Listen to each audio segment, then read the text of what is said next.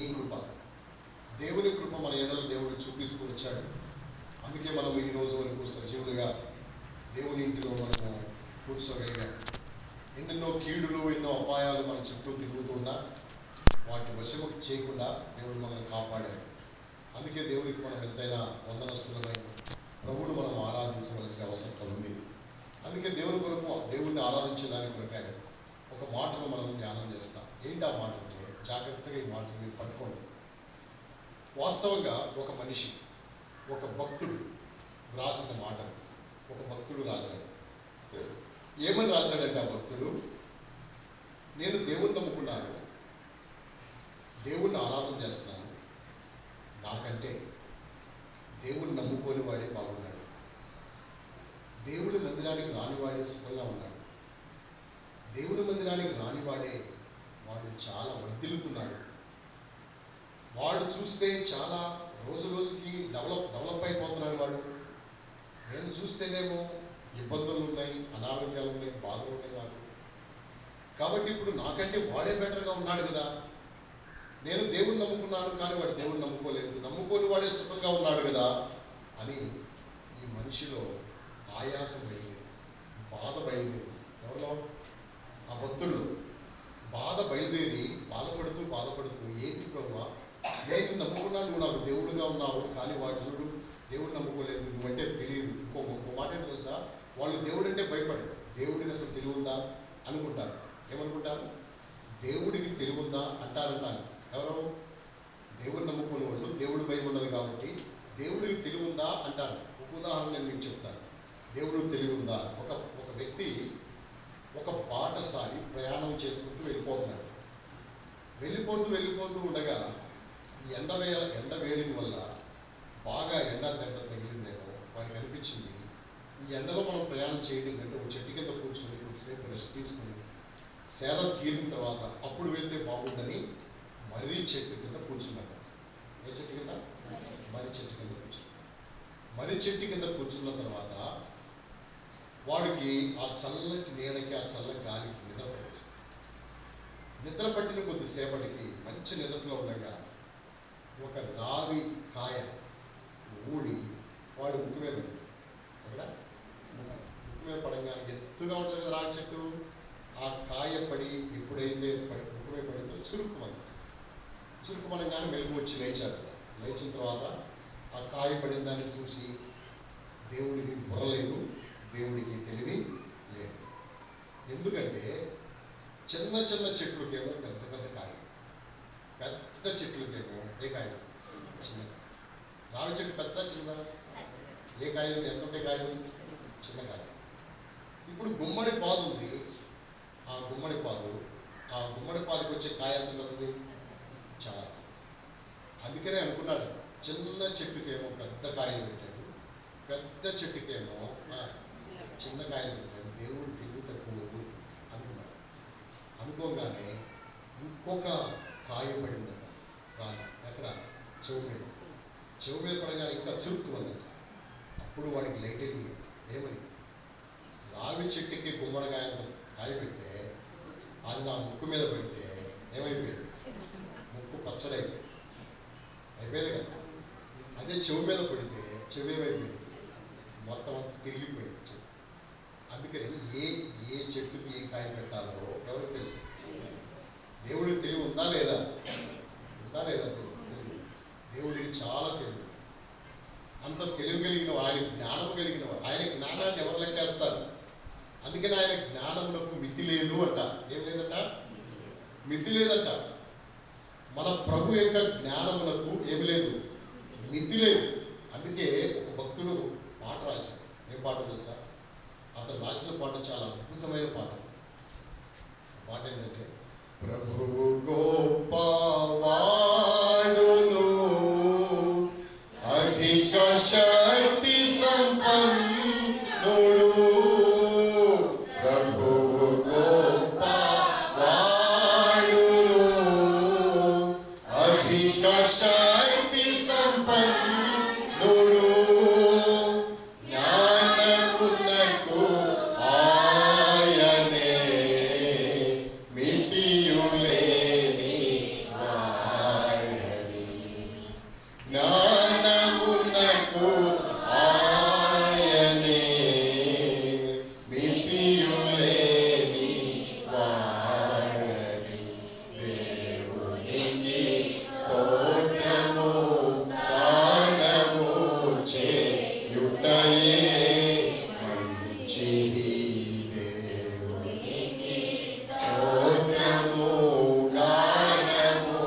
చేయుటయే మంచిది.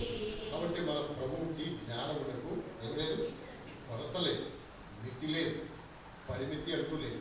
అంత గొప్ప జ్ఞానము కలిగిన వాడు దేవుడు. ఎంత గొప్ప జ్ఞానము కలిగినటువంటి దేవుడు. అంత జ్ఞానం ఉంటే వాళ్ళు అనుకుంటారంట, ఈ దేవుడికి తెలివి ఉందా అసలు, ఈ దేవుడికి బుద్ధి ఉందా అసలు అనుకుంటారు.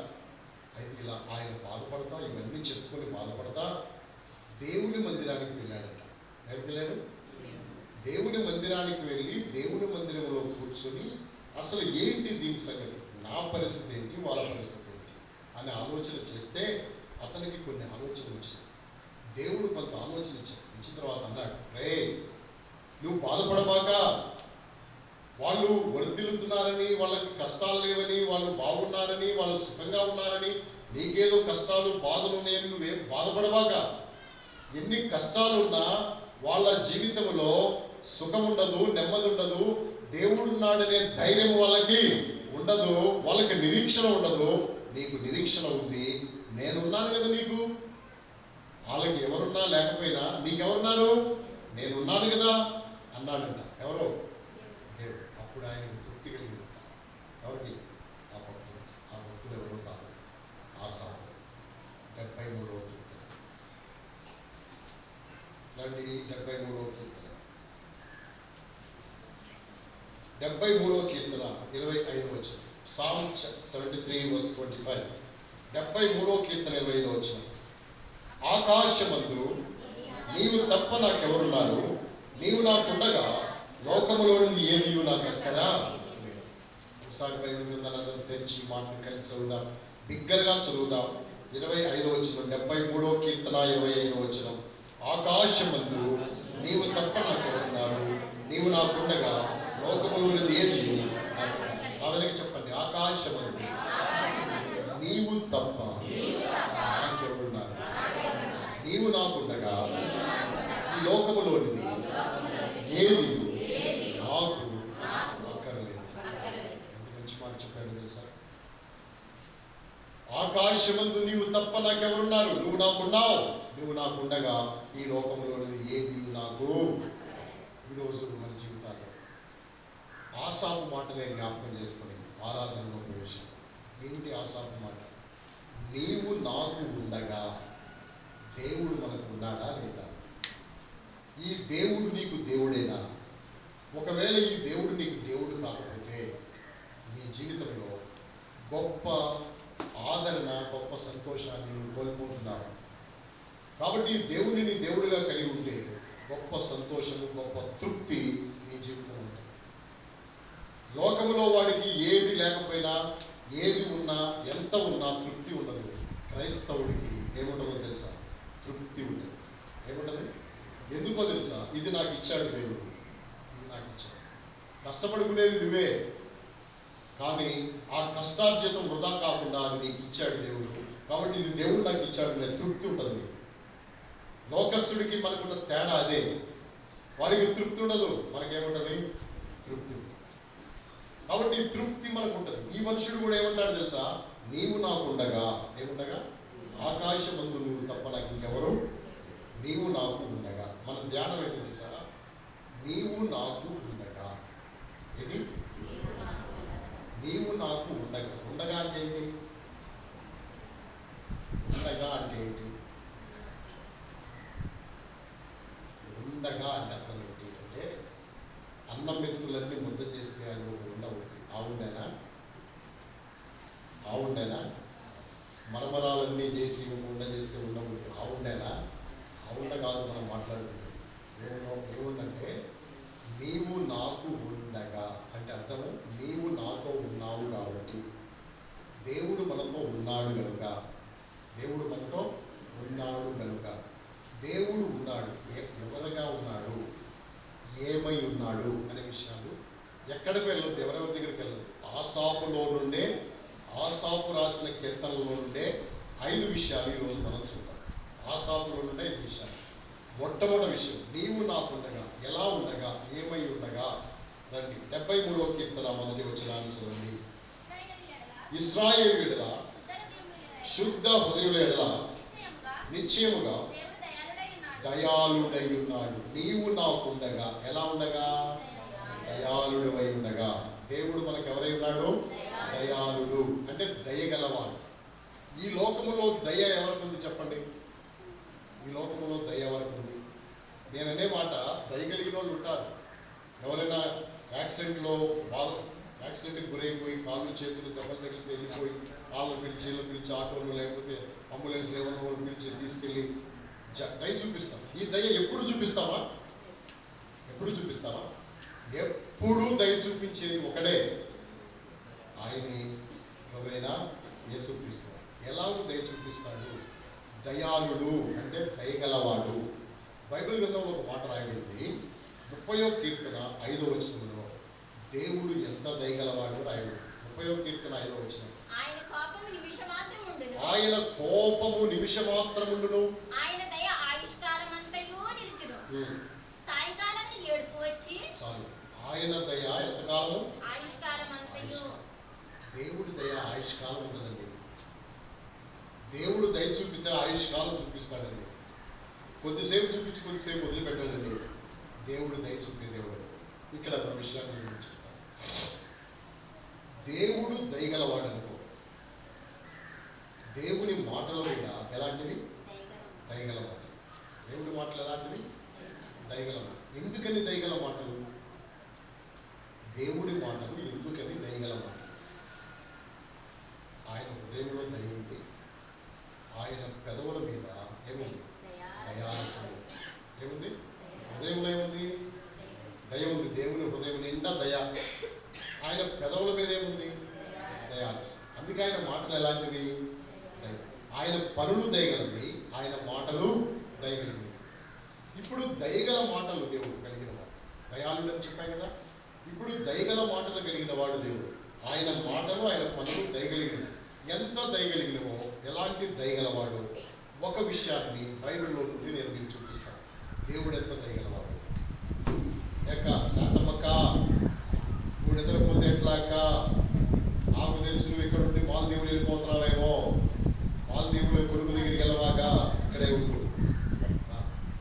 కాబట్టి ఇక్కడ మనం చెప్పుకుంటున్నాం ఏమనంటే దయగలవాడు దేవుడు. ఏం కలిగిన వాడు? ఎంత దయగలవాడు దేవుడు అంటే, దయగల మాటలు మాట్లాడే దేవుడు. ఎలాగంటే ఒక ఊరు, ఆ ఊరి పేరు నాయను. ఏ ఊరు? నాయను అనగానే మీకు స్ట్రైట్గా పొరలిపోయింది. ఎవరుంటారు అక్కడ? విధవరాలు. విధవరాలు కొడుకు ఏమైపోయాడు? చచ్చిపోయాడు. చచ్చిపోయిన తర్వాత చచ్చిపోయిన ఏం చేస్తున్నారు? పాడి మీద తీసుకెళ్ళిపోతున్నారు. ఎక్కడ తీసుకెళ్ళిపోతున్నారు? గోతికి, సమాధికి తీసుకెళ్ళిపోతున్నారు. ఇప్పుడు ఏసుకో వచ్చాడు. పాడిను మోసుకెళ్ళిపోతున్నారు వాళ్ళు. ఏసుకో ఎదురుపడ్డాడా లేదా? ఇప్పుడు మీకు వేసే ప్రశ్న ఏంటంటే, ఈ పాడిని మోసుకెళ్ళే వాళ్ళు మోసుకెళ్తారు కదా. ఎవరు మోసుకెళ్ళేవాళ్ళు? మొట్టమొదట ఎవరు వెళ్తారు? ఆ తర్వాత ఎవరు వెళ్తారు? ఆ తర్వాత ఎవరు వెళ్తారు? మీరేం చూశారో చెప్పండి. సమాధి కార్యక్రమానికి పాడిని మోసుకుంటూ వెళ్ళేటప్పుడు ఎవరెవరు ముందు వెళ్తూ ఉంటారు? ఫస్ట్ ఎవరు వెళ్తారు చెప్పండి. అసలు పాడే చూడలేదు మేము, అసలు మాకు ఏం తెలవదు అన్నట్టు పరిస్థితి చూస్తాం. పాడిని మోసుకెళ్తున్నాం లేదా? చూస్తారా చూడరా? మనం సమాధి పెట్టి తీసుకెళ్తాం కదా. తీసుకెళ్ళేప్పుడు ఎవరు వెళ్తారు? ఫస్ట్ పాటలు పాడేవాళ్ళు, అవునా? తర్వాత పెట్టి మోసేవాళ్ళు, వాళ్ళ తర్వాత బ్రదర్స్, ఆ తర్వాత సిస్టర్స్. అంతేనా? అక్కడ కూడా అంతే. ఫస్ట్ పాడి మోసేవాళ్ళు వెళ్ళిపోతారు. వాళ్ళ వెనకాల మగవాళ్ళు వెళ్ళిపోతారు. వాళ్ళ వెనకాల కొంతమంది ఆడవాళ్ళు కూడా వెళ్తారు. ఇప్పుడు యేసు ప్రభువు పాడిని ముట్టుకున్నాడా? పాడిని దాటి వెళ్ళిపోయాడా? పాడిని ముట్టుకున్నాడా? పాడిని దాటి వెళ్ళాడా? పాడిని ముట్టుకోలేదు. పాడిని దాటి ఏడుస్తున్నావు దగ్గరికి వెళ్ళాడు. ఏడుస్తున్నావు దగ్గరికి. ఇప్పుడు నేను చెప్పాలనుకున్న మాట్లాడలేదు తెలుసా? అద్భుతాలు చేయడం యేసు ప్రభువుకు ముఖ్యం కాదు. బాధలో ఉన్న వారిని పట్టించుకోవడం యేసు ప్రభువుకు ముఖ్యం. ఏది ముఖ్యం? చచ్చినోడిని బాగు చేసే అద్భుతం చేయడం యేసు ప్రభువుకు ముఖ్యం కాదు. ఏడ్చేవాడిని ఓదార్చడము ముఖ్యం. ఎవరికి? యేసు ప్రభువు. ఆ మాట చూపిస్తానండి. లూకాసు వార్త 7వ అధ్యాయం. లూకాసు వార్త 7వ అధ్యాయం. 7వ అధ్యాయంలో లూకాసు వార్త 7వ అధ్యాయంలో 12వ వచనం చదవండి. ఆయన ఊరి గవిని యొద్దకు వచ్చినప్పుడు చనిపోయిన ఒకడు వెలుపలికి మోసుకుని పోబడుచుండెను. అతని తల్లికి అతడు ఒక్కడే కుమారుడు, ఆమె విధవరాలు. ఆ ఊరి జనులు అనేకులు ఆమెతో కూడా ఉండిరి. ప్రభువు ఆమెను చూచి ఆమె యందు కనికరపడి ఏడవవద్దని ఆమెతో చెప్పి దగ్గరకు వచ్చి పాడెను ముట్టగా మోయిచున్న వారు నిలిచిరి. ఫస్ట్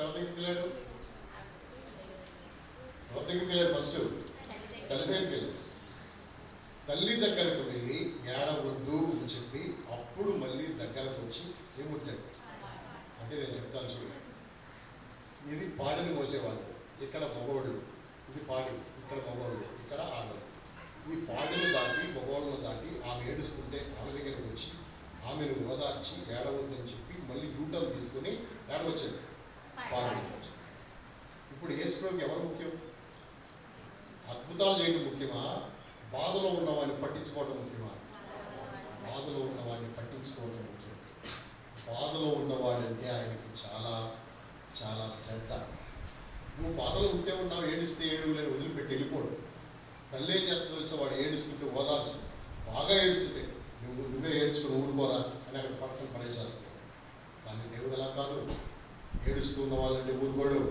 నువ్వు బాధల్లో ఉన్నావంటే వలుసుకోడు. నువ్వు కష్టాల్లో ఉన్నావంటే వాడికి సంతోషం కాదు, వెంటనే నీ దగ్గర ప్రత్యక్షం అవుతాడు. అందుకనే ఈ ఏడుస్తున్న ఈమె దగ్గరికి ఎవరు వచ్చారు? యేసు వచ్చారు. వచ్చన్నాడు ఒక మాట. ఏమన్నాడు తెలుసా? ఏడవద్దు అన్నాడు. ఏమన్నాడు? అందరనే మాటే మాట్లాడతాడు యేసు. కొత్త కొత్త పదాలు, డిక్షనరీ పదాలు, వ్యాకరణంలో ఉన్న పదాలు, ఎవరికి అర్థం కాని పదాలు తెచ్చి వాడతాడు. ఏం వాడతాడు? అందరూ ఉపయోగించే పదాలు. ఇప్పుడు చర్చల దగ్గరికి వెళ్ళి మనం ఏమంటాం? ఏడవద్దు, అంతే కదా? అదే మాట అన్నాడు, ఏడవద్దు అన్నాడు. ఏడవద్దు అనే మాట మనం మాట్లాడితే ఒక రకంగా ఉంటుంది, దేవుడు మాట్లాడితే ఒక రకంగా ఉంటుంది. మనం మాట్లాడితే ఏడ్చేవాడు కూడా ఇంకెక్కువ ఏడుస్తాడు. మనం మాట్లాడితే ఏమవుతుంది? ఇంకెక్కువ చేస్తాం. ఏంటిది? ఏడ్చేవాడిని ఎక్కువ ఏడిపిస్తాం. కానీ దేవుడు మాట్లాడితే ఏమవుతుంది తెలుసా? ఏడ్చేవాడు కూడా ఏమైపోతాడు తెలుసా? ఆగిపోతాడు. మనం మాట్లాడితే బతకాలనుకునేవాడు కూడా చచ్చిపోతాడు. దేవుడు మాట్లాడితే చచ్చిపోవాలనుకునేవాడు కూడా ఏమవుతాడు తెలుసా? అది మన మాటలంటే దేవుడు మాట్లాడుకుంటాడు. కాబట్టి ఇప్పుడు దేవుని మాటలు ఆమెకి చెప్పాడు ఏడవద్దు అని. ఏడవద్దు అనే మాట ఎవరు ఇవ్వలేనంత ఆదరణ ఆమె జీవితంలో పొందింది. ఎందుకో తెలుసా? ఆయన మాటల్లో అంత ఆదరణ ఉంటుంది. చూడండి ఆ మాట 12వ అధ్యాయము 25వ వచనం. సామెతల గ్రంథం 12వ అధ్యాయం 25వ వచనం చదవండి. ఒకని హృదయంలోని విచారము దాన్ని కృంగ చేయను, దయగల మాట దాన్ని ఏం చేయను? దయగల మాట దాన్ని ఏం చేస్తుంది? ఒకని హృదయములోని విచారము వాని హృదయమును కుంగజేస్తుంది, దయగల మాట వాని హృదయమును సంతోషపరుస్తుంది. ఇప్పుడు యేసు చెప్పిన మాట ఆమెకు సంతోషం ఇస్తే అప్పుడు వచ్చి పాడిన ముట్టుకున్నాడు. ఇప్పుడు ఈ సిచ్యువేషన్లో, ఈ సన్నివేశంలో యేసు ప్రభువులో దయ ఉన్నట్టా లేనట్టా? దయగలవాడా కాదా? ఆమె విషయంలోనే కాదు, నా విషయంలో కూడా ఆయన ఎవరో తెలుసా? దయగలవాడే ఉన్నాడు. నీవు నాకుండగా ఎలా ఉండగా? దయాళుడివై ఉండగా. ఇంతవరకు మన జీవితంలో ఆయన ఎవరుగా ఉన్నాడో తెలుసా? దయాళుడిగా ఉన్నాడు. ఇది మొట్టమొదటి విషయం. రెండవ తలంపు దేవుని వాక్యంలో 73వ కీర్తనలో మనం చదువుతాం. 73వ కీర్తనలో మనం చదువుతాం. కీర్తనలు 73వ కీర్తన 73వ కీర్తనలో ఈ మాటలు మీరు చదవండి. 23వ వచనాన్ని చదవండి. నీ యొద్ద ఉన్నాను, నా కుడి చెయ్యి నువ్వేం చేసుకుని ఉన్నావు? ఎలా ఉన్నావు నువ్వు? నాకు ఒకటి దయాళుడు ఉన్నావు, రెండు కుడి చేయి పట్టుకుని ఉన్నావు. ఎలా ఉండగా? నా కుడి చేతిని నువ్వేం చేసుకుని ఉన్నావు? పట్టుకుని. రాత్రి నేను చేయి పట్టుకోవడం గురించి చెప్పాను. దేవుడు మనకు నడక నేర్పింది కూడా దేవుడే, మనల్ని నడిపిస్తుంది కూడా దేవుడే, మరణము దాకా నడిపించేది కూడా ఎవరు? దేవుడే అని మనం రాత్రి చెప్పుకున్నాం. ఇక్కడ కూడా నీవు నా చేయి పట్టుకుని ఏం చేస్తావు? నడిపిస్తున్నావు. దేవుడు మన చేయి పట్టుకొని నడిపిస్తాడు. ఈ లోకంలో ఎవరు మన చేతులు పట్టుకోరు, మన చేతులు పట్టుకొని నడిపించాలి. కానీ దేవుడు మన చేయి పట్టుకొని నడిపిస్తాడు. ఎలా ఆయన నడిపిస్తాడు? ఏ విధంగా నడిపిస్తాడు? బైబిల్లో ఆ మాట నేను మీకు జ్ఞాపకం చేస్తాను.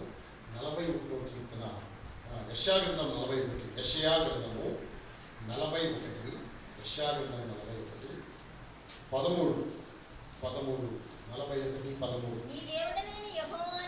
నీ దేవుడనైన యెహోవానగు నేను భయపడకుము, నేను నీకు సహాయం చేసేదనని చెప్పుచు. సహాయము చేసేదనని చెప్పుచు 41:13లో మనం చదువుకున్నాం. నీ దేవుడినైన యెహోవానగు నేను భయపడకుము, నీకు సహాయం చేసేదనని చెప్పుచు నీ కుడి చేతిని నేనేం చేసుకుంటున్నాను?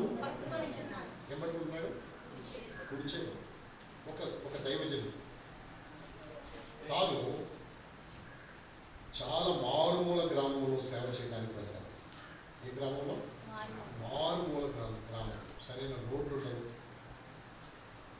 అక్కడ వర్షం వస్తే కాళ్ళు జారిపోతూ ఉన్నాయి.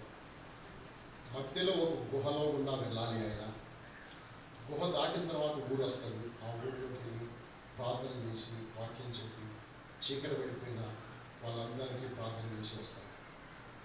ఇలా చాలా సంవత్సరాలు చేస్తూ ఉన్నాడు ఆయన. ఒకరోజు ఆయనకి బాధ అనిపించింది. నేను ఒక్కడినే ఎన్నో సంవత్సరాలు వెళ్తున్నాను, ఎన్నోసార్లు ఈ రోడ్లో తిరుగుతూ వచ్చాను, చీకటిని చూసుకోలేదు, పాములని చూసుకోలేదు, దారి సరిగ్గా లేకపోయినా, రోడ్డు బాగోలేకపోయినా నేను వెళ్తానే వచ్చాను. నేను ఒక్కడనే వెళ్తుంటే నీకు దయలేదా? నీకు దయలేదా నా విషయంలో? నువ్వు నన్ను పట్టించుకోవా? ఇదే పరిస్థితి నేను ఎప్పుడు జీవితాంతం ఇలాగే పోవాలా అంటే దేవుడు అతనితో అన్నాడు, నువ్వు ఒక్కడవే కాదు వెళ్ళేది, నీతో పాటు నేను కూడా వస్తున్నాను, నీతో పాటు నేను కూడా వస్తున్నాను అన్నాడు. అంటే అప్పుడు అతను నువ్వెక్కడ వస్తున్నావు? అడుగులు చూడు. ఏం చూడు? అడుగులు చూడు. ఏం అడుగులు? ఈయన అడుగులు ఉన్నాయంట. ఈయన అడుగులు పక్కన ఎవరు అడుగులు ఉన్నాయో తెలుసా? పెద్ద పెద్ద అడుగులు. ఈ అడుగులు ఎవరేనుకున్నావు? నాయే. ఈ 2 అడుగులు ఎవరై? నీ. ఈ 2 అడుగులు ఎవరై? సరే 2 అడుగులు వేసుకుంటా, ఆ అడుగులు చూసుకుంటా ఓహో ఈ అడుగులన్నీ నీయనా? అయితే నాతో కూడా నువ్వు వస్తున్నావా అంటే నీతో కూడా వస్తున్నా, నీ చేపట్టుకునే వస్తున్నా. గుహ దగ్గరికి వచ్చేసరికి 2 అడుగులే ఉన్నాయి. అడుగు అడుగు అడుగు అడుగు. ఇంకెన్ని అడుగులు ఉండాలి? ఇంకా 2 అడుగులు. ఆ 2 అడుగులు లేవు. 2 అడుగులే ఉన్నాయి. ఇప్పుడు మళ్ళీ అడిగాడు, దేవా నా చేపట్టుకున్నావు, నాతో వస్తానన్నా, మరి గుహ దగ్గరికి వచ్చిన తర్వాత 2 అడుగులే ఉన్నాయి, ఇంక అడుగులేమి లేవు అంటే అప్పుడు దేవుడు అన్నాడంట, ఆ అడుగులు నీ, అది నాయి. మరి నా అడుగులే, నేను నిన్ను ఎత్తుకున్నాను గుహల్లో, నేనేం చేశాను? అందుకని నీ అడుగులు భూమి మీద లేవు. నేను ఎత్తుకొని నిన్ను మోసుకుంటా తీసుకెళ్ళాను కాబట్టి ఈ అడుగులు ఎవరై? వాస్తవంగా 4 అడుగులు ఉండాలి. నువ్వు అడుగేయకుండా, నీ పాదములు అడుగు పడకుండా నేను నిన్ను ఏం చేసుకున్నాను? ఎత్తుకున్నాను. ఈ అడుగులు ఎవరై తెలుసా? నిజమే, దేవుడు నిన్ను కాపాడుతాడు, నీతో కూడా నడుస్తాడు, నీతో కూడా వస్తాడు. కానీ ఆయన మనకి కనపడడు. ఆయన మనకేమవుడు? కనపడడు. ఆయన మనకి కనపడడు. ఆయన మనతో వస్తూ ఉంటాడు, మనల్ని వెంబడిస్తూ ఉంటాడు, మనల్ని వెంబడించి మనల్ని పట్టుకొని మనల్ని నడిపిస్తూ ఉంటాడు. ఎంత గొప్ప దేవుడు అని మనము అనుభవిస్తేనే చెప్పగలం, ఊరికనే చెప్పలేము. నేను మీ దగ్గరికి వస్తున్నాను పాడేరు నుండి. నేను శుక్రవారం బయలుదేరాను మీ దగ్గర రావటానికి. శుక్రవారం రోజు పాడేరు నుండి అనంతగిరి మండలంలో డముగు అనే ఊరిలో ఒక పేరు పెట్టే కార్యక్రమానికి వెళ్ళాను. పాడేరు నుండి 90 కిలోమీటర్లు బైక్ మీద వెళ్ళాను. 90 కిలోమీటర్లు, మళ్ళీ 90 కిలోమీటర్లు ఇక్కడికి వచ్చాను. ఇక్కడికి పాడేరు 180 కిలోమీటర్లు. అక్కడికి ఇంటికి వచ్చిన తర్వాత కొద్దిసేపు అలా రిలాక్స్ అయిన తర్వాత మళ్ళీ బైక్ మీద 80 కిలోమీటర్లు అనకాపల్లి వచ్చాను బైక్ మీద. అంటే ఇప్పుడు ఎన్ని కిలోమీటర్లు ప్రయాణం చేసినట్లు? 180 ప్లస్ 80 ఎంత? 260 కిలోమీటర్లు. 260 కిలోమీటర్లు ప్రయాణం చేశాను. ఈ 260 కిలోమీటర్లు ప్రయాణం చేసినప్పుడు ఇది ఘాటి అనమాట. ఇలా తిరుగుతూ ఉంది. కొండ మీద నుండి దిగా 3412 అడుగుల ఎత్తులో ఉంటాం సముద్రం మొత్తానికి. ఇలా ఘాటి దిక్కుంటా రావాలి. వస్తా ఉండగా నేను ఫోన్ మాట్లాడుతూ ఉన్నాను, ఇంతలో లారీ వచ్చేసి టర్నింగ్. ఇప్పుడు నేను ఈ లారీని తప్పించడానికి నేను చాలా జాగ్రత్తగా టర్నింగ్ తీసుకోవాలి. ఆ టర్నింగ్ తిరగట్లేదు, వెళ్ళిపోయి గోడను గుద్దేసుకొని లోయలో పెట్టుకోవాలి. ఈ ఫోన్ వదిలిపెడితే పైకి పోతుంది. హ్యాండిల్ పట్టుకొని ఫోన్ ఇలా పట్టుకొని హ్యాండిల్ ఇలా పట్టుకున్నాను. ఫోన్ వదిలిపెడితే పైకి పోతుంది. ఫోన్ పెడితే పైకి ప్రాణాలు పోతుంది. ఫోన్ వదిలిపెడితే ప్రాణం కాపాడపడుతుంది, ఫోన్ పట్టుకుంటే ప్రాణం పోతుంది. ఇప్పుడు నేను ఇలా తిరిగిపోతాను. నా వెనకాల గమనిస్తున్నాను. ఇలా తిరిగిపోతా ఉండగా వెళ్ళిపోయి ఇంకా టర్నింగ్ కట్టవక గోడను గుద్దేసుకుని వెళ్ళిపోవాల్సిన పరిస్థితుల్లో ఎవరో ఒక వ్యక్తి వచ్చి నిలబడినట్టు, మా బైక్ని ఇలా తిప్పినట్టు, అంటే గోడకి వెళ్ళిపోవాల్సిన వాళ్ళు మమ్మల్ని తిప్పేసినట్టు రోడ్డు మీదకి తీసుకొచ్చారు. ఎక్కడికి? రోడ్డు మీద తీసుకొచ్చారు. దేవానికి వందనాలు. ఎక్కడికి వెళ్ళిపోవాల్సి ఉండేది? వెళ్ళిపోయి అమాంతంగా లోయలో పడిపోవాల్సి ఉండేది. అలాంటి పరిస్థితుల్లో కనపడని దేవుడు. అందుకే నేను ఎక్కడికి బయలుదేరినా ఈ మాట ప్రార్థన చేస్తాను. మీరు కూడా ఎక్కడికి బయలుదేరి ఈ మాట ప్రార్థన చేసుకోండి. ఆ మాట ఏంటో తెలుసా? 91:11 కీర్తన చదవండి ఒకసారి. కీర్తన 91:11. నీ మార్గములన్నింటిలో 91వ కీర్తన 11వ వచనం. నీ మార్గములన్నింటిలో నిన్ను కాపాడుటకు ఆయన నిన్ను గూర్చి తన దూతలకు ఏం చేయను? నీ మార్గములన్నింటిలో నిన్ను కాపాడుటకు నిన్ను గూర్చి తన దూతలకు ఆయన ఏం చేస్తాడో తెలుసా? అంటే ఇప్పుడు నా కొరకు నేను చెప్పాను, నేను బయలుదేరుతున్నాను, దూతలు పెట్టేసాయి. ఎక్కడికక్కడ ఎవరు పెట్టాయి? దూతలు పెట్టేసాయి. బయలుదేరుతున్నాను, నీ దూతలు పెట్టేసాయి అని ప్రార్థన చేసుకుని బయలుదేరారు. ఇప్పుడు ఎవరు పెట్టాలి? దేవుడు దూతలు పెట్టాలి. ఎమ్మెల్యే బయలుదేరితే, మినిస్టర్ బయలుదేరితే, సీఎం బయలుదేరితే అక్కడ పోలీసులు ఉంటారు కదా, వాళ్ళకంటే ఎక్కువ ప్రొటెక్షన్ మనకు ఉంది. ఎవరు ఉంటారో తెలుసా? మనకి దేవదూతలు. కాబట్టి దేవుడు తన దూతలు పెడతాడు.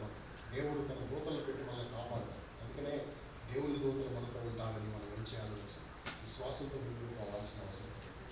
అలాగూ మీ మధ్యకి రాగలిగాను. 10:30 కల్లా అనకాపల్లి చేరుకున్నాం. 10:30 బస్సు నేను రిజర్వేషన్ చేసుకున్నది. అది 4:30 గంటలకు 4 గంటలకల్లా రాజు తీసుకొచ్చి పెట్టేసి. ఇలా దేవుడు మన మార్గాలన్నింటిలో దేవుడు మనల్ని కాపాడతాడు. ఎందుకో తెలుసా? నేను చెప్పాలనుకున్న మాట ఏంటో తెలుసా?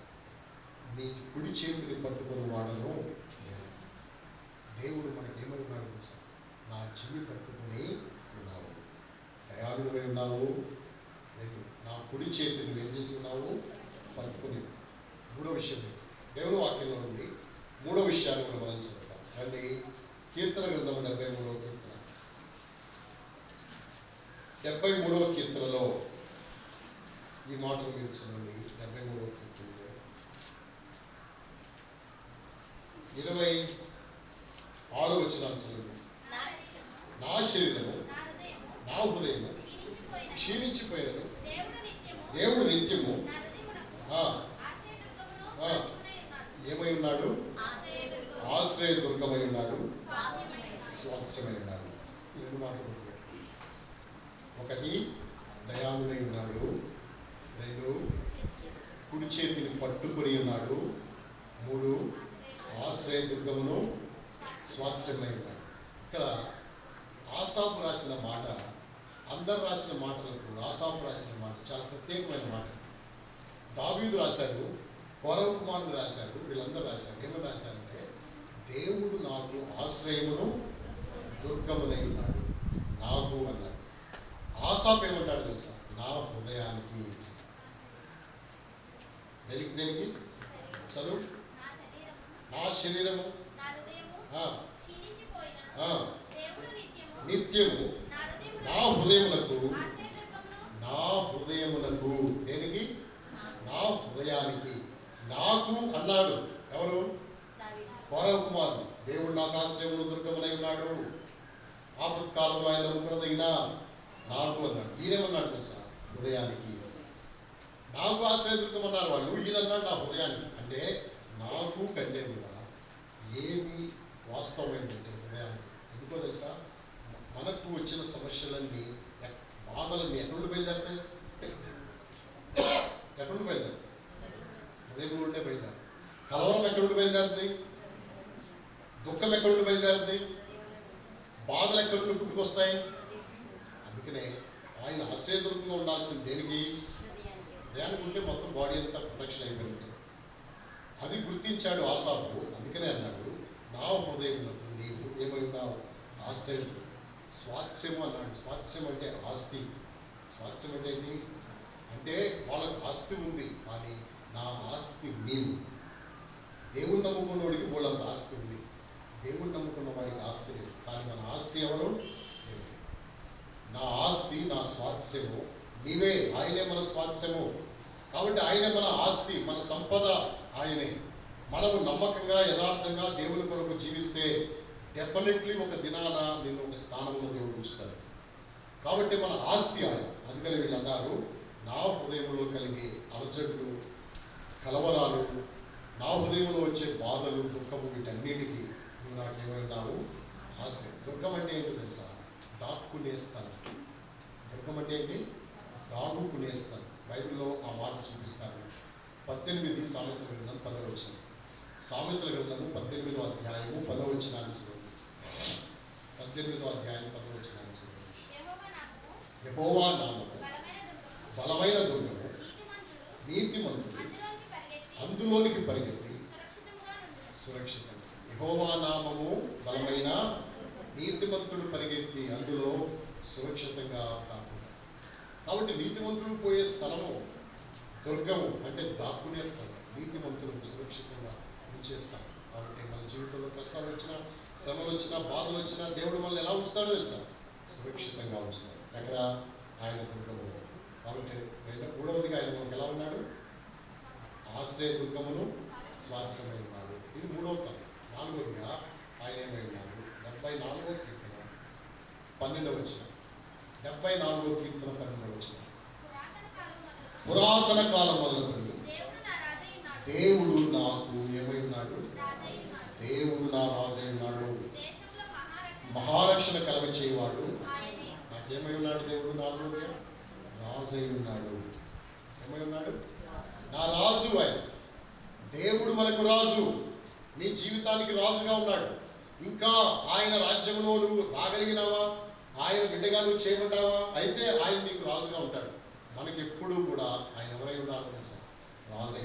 మనం ఆయన ప్రజలమై ఉండాలి. ఆయన మనకి ఏమై ఉండాలా? రాజై. ఇప్పుడు యేసు ప్రభు రాజా కాదా? తూర్పు దేశపు జ్ఞానులు వచ్చిన యూదులకు రాజుగా పుట్టినవాడు ఆయన రాజే, కానీ దరిద్రుడిగా పుట్టాడు మన కోసం. వాస్తవంగా ఆయన పుట్టుక రాజ పుట్టిక, రాజరికం ఆయనకు ఉంది. కానీ మన కొరకు దరిద్రుడిగా ఈ లోకంలో ఉన్నాడు. దరిద్రుడిగా ఈ లోకంలో జీవించాడు యేసు ప్రభు. ఆయన రాజు. ఒకసారి నిజంగానే యేసు ప్రభు రాజు అని చెప్పడానికి గల కారణం ఏంటంటే, యేసుక్రీస్తు ప్రభుని రాజు అని చెప్పడానికి కారణం ఏంటంటే, ఒకరోజు కొంతమంది మనుషులు వచ్చి యేసు ప్రభుని పట్టుకొని నువ్వు మాకు రాజుగా ఉండు అని బలవంతం చేయాలనుకున్నారట కొంతమంది మనుషులు. ఎవరిని రాజుగా ఉండమని? యేసు ప్రభు. ఎందుకని? ఎందుకు ఆయన బలవంతం చేయాలనుకున్నారు? నువ్వు మాకు రాజుగా ఉండు, నువ్వు మాకు రాజుగా ఉండని ఆయన ఎందుకు బలవంతం చేయాలనుకున్నారు అంటే, 5 రొట్టెలు 2 చేపలు ఎంతమంది పంచిపెట్టారు? 5,000 మంది పురుషులు, స్త్రీలు ఉన్నారు, పిల్లలు ఉన్నారు. వీళ్ళందరినీ పోల్చుకుంటే దగ్గర 20,000 మంది ఉన్నారు. 12 గంపలు మిగిలినాయి. అప్పుడు వీళ్ళందరూ వచ్చి యేసు ప్రభు దగ్గరికి వచ్చి, యేసు ప్రభువును మనం రాజుగా చేసేసుకున్నాం అనుకో, ఇంకా రొట్టెలు అవసరం లేదు, చేపలు పట్టుకోవాల్సిన అవసరం లేదు. యేసు ప్రభు ఫ్రీగా అది పెట్టేస్తాడు, రొట్టెలు పెట్టేస్తాడు, చేపలు పెట్టేస్తాడు. కాబట్టి యేసు ప్రభు మనం ఎవరిగా చేసుకోవాలా? రాజుగా చేసుకుందామని చెప్పి వాళ్ళు వచ్చారంట యేసు ప్రభు దగ్గరికి. యేసు ప్రభు అది ఎరిగి తప్పించుకుని వెళ్ళిపోయాడు యేసు. ఎందుకంటే నేను రాజుగా ఉండడానికి అందరి రాజులు లేదు, మన రాజు లేదు. అవసరమైతే ఈ రాజు తన ప్రాణాన్ని కూడా ఇచ్చేస్తాడు. ఈ లోకంలో రాజులు ఎవరో ప్రాణాలు తీస్తారు తప్ప వాళ్ళ ప్రాణం ఇస్తారా? ఈ రాజు, మన రాజు ఏమి చేస్తారో తెలుసా? తన ప్రాణం ఇచ్చేస్తారు. ఎలాగో ఒక మాట మీకు చెప్పి చూపిస్తాను. అది ఒక చరిత్రలో ఒక చోట జరిగిన విషయం. అది వాస్తవంగా యేసు ప్రభువులో జరిగిన విషయం. ఏంటది అంటే, ఉదయకాలం, మంచి ఉదయకాలం, ఉదయకాలప్పుడు ఒక గ్రద్ద పాట పాడుకుంటూ గూట్లో నుండి బయటకు వచ్చింది. ఏంటిది? గ్రద్ద. ఏం పాఠం ఉందో తెలుసా? మంచి రోజు, ఈరోజు నాకు చాలా మంచి రోజు, చాలా గొప్ప రోజు అని పాట పాడుకుంటూ బయటకు వచ్చింది. బయటికి రాగానే దాని కంటికి మంచి పావురం కనపడింది. ఏం కనపడింది? పావురం. ఈ పావురం కనపడంగానే, ఆహా దేవుడా, నువ్వు మంచి పావురాన్ని నాకు చూపించావు, ఈ రోజు నేను బయటికి రాగానే నాకు ఆహారంగా దీన్ని చూపించావని సంతోషంగా దాని వెంట పట్టడం మొదలుపెట్టింది. దేని వెంట? పావురం వెంట. అంటే ఈరోజు నేను తినేయాలి. దేన్ని తినేయాలి? పావురం. పావురం కూడా బయలుదేరి బయటికి రాగానే ఎవరు చూశారు?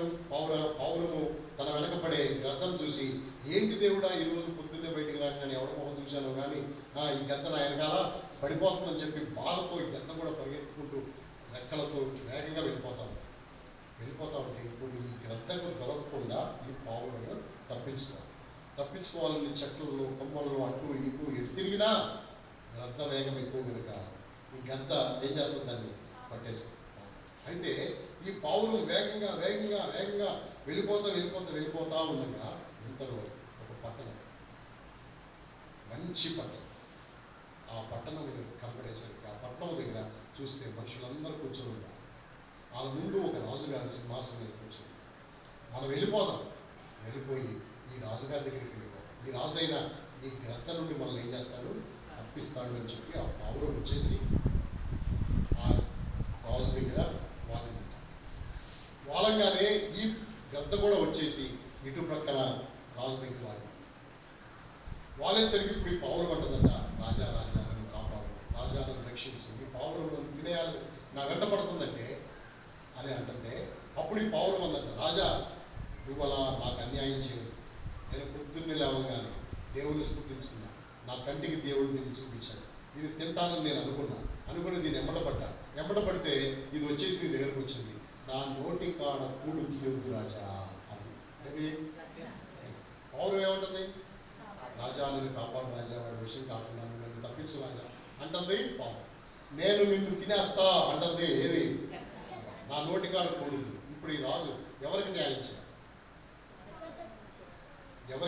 చేయాలి? రాజు పావురానికి చేయాలి? కదా ఊరుకో, ఇది చిన్నది, దీని జోలికి వెళ్ళబాగా అంటాడా? రాజా అదేంటి రాజా, అన్యాయం కదా రాజా, అలాంటివి తినేవేం బతకాలి, నువ్వు నా నోటికాడ కూడు తీస్తావేంటి అందా అది.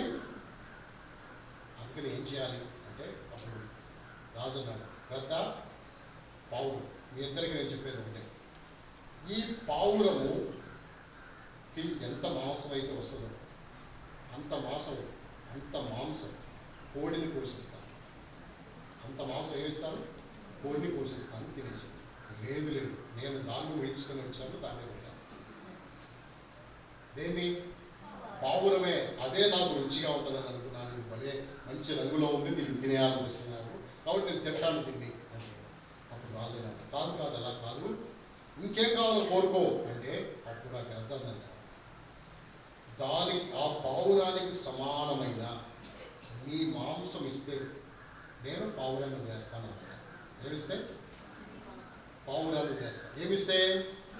మీ మాంసం ఇస్తే సరే ఇస్తాను, కానీ నువ్వు మాత్రం ఏం చేయాలా? పావురాన్ని వదిలిపెట్టేస్తాను అని ఆ పావురాన్ని ఒక త్రాసులో పెట్టి, ఒక తక్కెట్లో పెట్టి ఆయన తొడ నుండి మాంసం పోసి అక్కడ వేస్తే సమానం అవుతుంది.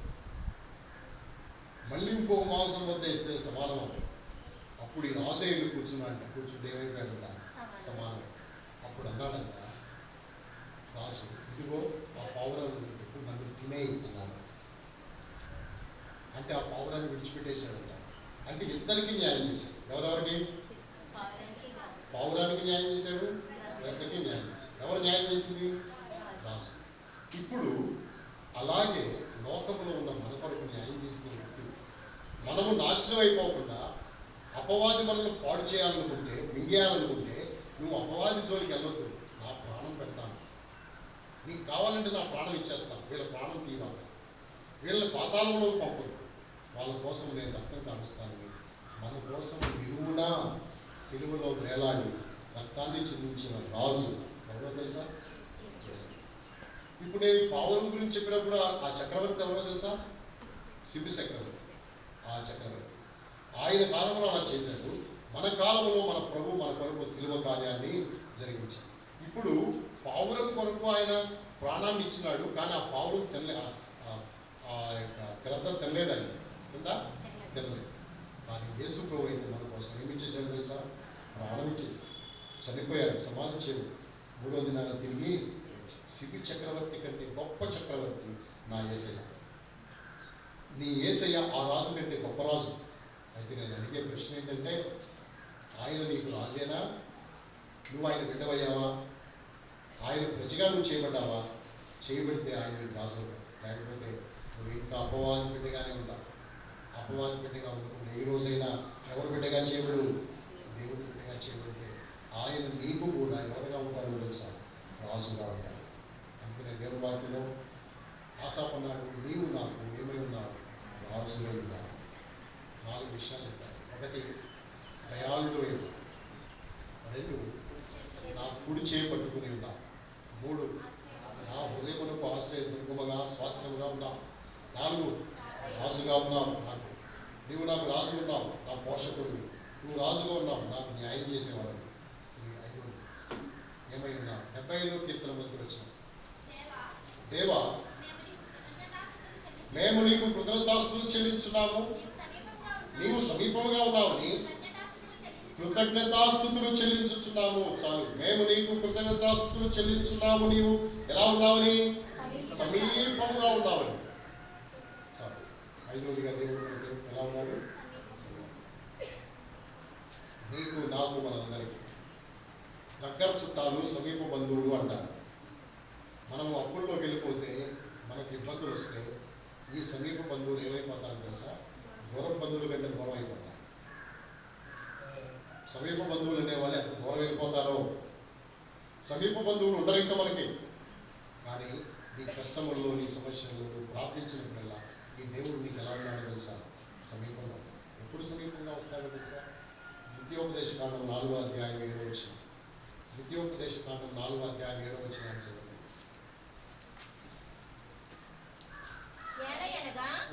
మనము ఆయనకు మొరపెట్టినప్పుడల్లా మన దేవుడైన యెహోవా మనకు సమీపముగా ఉన్నట్టు, మరి ఏ గొప్ప జనమునకు ఏ దేవుడు సమీపముగా ఉన్నాడు? ఏ గొప్ప జనమునకు ఏ దేవుడు ఎలా ఉన్నాడు? ఈ దేవుడు సమీపంగా ఉన్నట్టు ఏ గొప్ప జనానికి ఏ దేవుడు సమీపంగా ఉన్నాడు? మొరపెట్టినప్పుడల్లా ఈ దేవుడు మనకి ఏమవుతున్నాడు తెలుసా? సమీపానికి వచ్చేస్తాడు. మనం మొరపెట్టినప్పుడల్లా మనకు సమీపానికి వస్తాడు. ఇది మాటేనా? నిజమా? నిజమేనా? మాటలైనా బైబిల్లో ఉన్నాయని నిజాలా? ఈ మాట కూడా నిజమే. ఎలాగో చెప్పిన, అబ్రహాము శారా హాగర్ని, ఇస్మాయిల్ని వదిలిపెట్టేసి అరణ్యంలో వదిలిపెట్టి వెళ్ళిపోయారు. వెళ్ళిపోయినప్పుడు అరణ్యంలో వదిలిపెట్టి వెళ్ళిపోతే వాళ్ళ దగ్గర ఉన్న నీళ్ళు అయిపోతే దప్పికతో బాధపడుతూ, ఈ పిల్లోడి చావు నేను చూడలేనే, హాగర్ అంత దూరం వెళ్ళిపోయి ఆ పొదలో కూర్చొని చూస్తూ ఉంటే అక్కడ దేవుడు ఈ చిన్నవాడి మొరవిని అక్కడ దేవుడు ప్రత్యక్షమయ్యాడు. దేవుడు దూత వచ్చి అన్నాడు, హాగరు నీకేమొచ్చింది? నీళ్ళు నీ పిల్లవాడు ఉన్న చోటు దేవుడు మొర ఆలకించి నీటి ఊటలు తెరిచాడంటే అక్కడికి వెళ్ళి చూస్తే అక్కడ ఏమున్నాయో తెలుసా? ఇప్పుడు హాగరు నీ విడిచిపెట్టేస్తే ఎవరు పట్టించుకున్నారు? అబ్రహాము శారాలు దూరం అయిపోయి ఎవరి దగ్గర అయిపోయారు? దేవుడు దగ్గర అయిపోయారు. వాళ్ళ మొరను ఎవరు విన్నారు? దేవుడు. వాళ్ళ సమీపానికి ఎవరు వచ్చారు? దేవుడు వచ్చారు. అందుకనే మనం మొరపెట్టినప్పుడు మనకు సమీపంగా ఉన్నట్టు ఏ గొప్ప జనానికి ఏ దేవుడు ఎలా ఉన్నాడు? ఇప్పుడు నీకు ఈ దేవుడు సమీపంగా ఉన్నట్టు ఎవరికి సమీపంగా ఉన్నాడు? అందుకని ఇప్పుడు ఆరాధించాలి. ఏమని ఆరాధించాలి? నీవు నాకు ఉండగా ఏమై ఉండగా? దయాళుడై ఉండగా, నా కుడిచే పట్టుకున్న వాడుగా ఉండగా, ఆశ్రయము దుర్గమునై ఉండగా, స్వాస్థ్యమునై ఉండగా, రాజువై ఉండగా, సమీపంగా. అందుకే నేను ఆరాధిస్తాను. అంతేకాదు, ఈ లోకంలో ఉన్న వారందరికంటే మన సమీపానికి వచ్చి మన కొరకు సేవలో యేసు పెట్టాడు, ప్రాణం పెట్టాడు, మన కొరకు రక్తము చెల్లించాడు, మన కొరకు సమాధి చేయడం, 3వ దినాలు తిరిగి లేచాడు, స్థలము సిద్ధపరుస్తున్నాడు. ఇంకా సమీపంగా ఉండాలని దేవుడు తప్పని. ఏంటి సమీపంగా తెలుసా? ఈ భూమి మీద నీకు ప్రార్థించినప్పుడు సమీపంగా ఉండటమే కాదు, పరలోకంలో ఆయనతో ఇంకా సమీపంగా ఆయన ఉండే స్థలంలో నువ్వు కూడా గొప్ప ఆధిక్యత పొందవచ్చు. అందుకని వీటన్నిటిని బట్టి మనం ఆత్మతో సత్యంతో ప్రభుని మనం ఆరాధించి ప్రభువుని మనం మహిమపరుస్తాం. ఒక పాట పాడుకుంటా సండే స్కూల్గా పాట చివరి చరణం పాడేటప్పుడు సండే స్కూల్ పిల్లలు సండే స్కూల్కి వెళ్తారు. మొట్టమొదటిగా సండే స్కూల్ టీచర్ ఆరాధించి వెళ్తారు.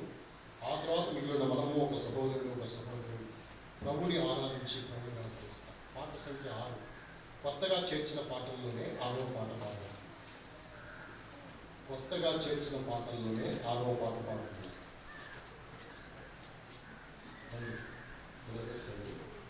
కొత్తగా చేర్చిన పాటల్లోనే 6వ పాట పాడుతున్నాం.